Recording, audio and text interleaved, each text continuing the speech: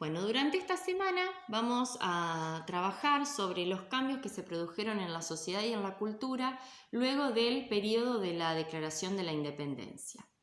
Si arrancamos por lo social, vamos a ver que las diferencias sociales no cambiaron demasiado a como estaban antes de la independencia. Siguieron existiendo dos grupos, ¿sí? El grupo de la élite o sector privilegiado, el cual estaba formado por los terratenientes, por los administrativos, por los comerciantes, por aquellas personas que tenían cargos políticos, ¿sí? Y por otro lado estaba el sector más popular o menos privilegiado, el cual estaba formado por peones de campo, por trabajadores de saladeros, por aquellas personas que trabajaban en el servicio doméstico, etc.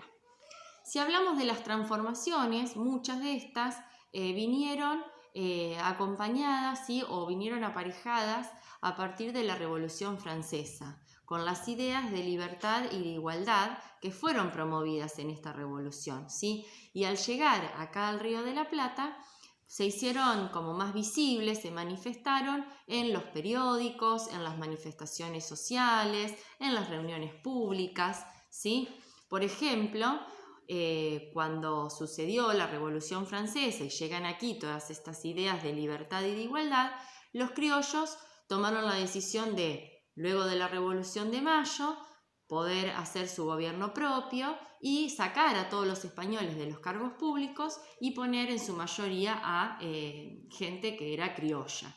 Bien, por otro lado, ¿sí? Teníamos a los mestizos, a los esclavos y a los indígenas, que ellos continuaron siendo del grupo menos privilegiado, pero en el caso de los mestizos y de los esclavos, ellos tuvieron la oportunidad de incorporarse, de integrarse a los ejércitos, y esto les permitía o les daba un cierto prestigio social, ¿sí?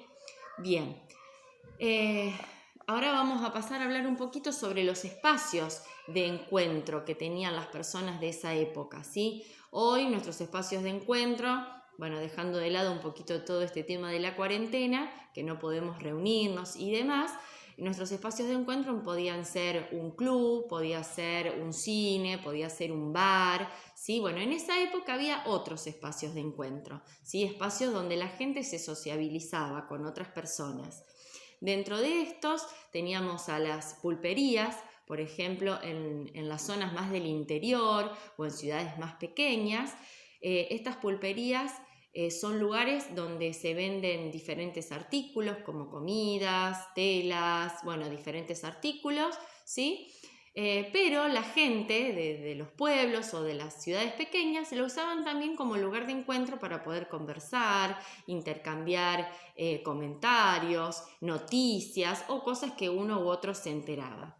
En cambio, en las ciudades más grandes como Buenos Aires, Rosario o Córdoba, ¿sí? Los lugares más populares de encuentro eran las tertulias, las cuales se hacían generalmente de tardecita a noche, ¿sí? Y estas se hacían también con una finalidad social, ¿sí? O muchas veces para buscar pareja, ¿sí? Para encontrar el esposo o la esposa, o el novio o la novia, ¿sí? En estas tertulias había grandes banquetes, música, baile, ¿sí? Y otro espacio de encuentro, que es el que tenemos por ahí en común hoy, que quizás mucho no lo utilizamos, ¿sí? Pero aún existe, son las bibliotecas. Hoy en día las bibliotecas las utilizamos mucho para buscar información o retirar un libro, ¿sí? En cambio, en ese momento, en aquella época, en las bibliotecas,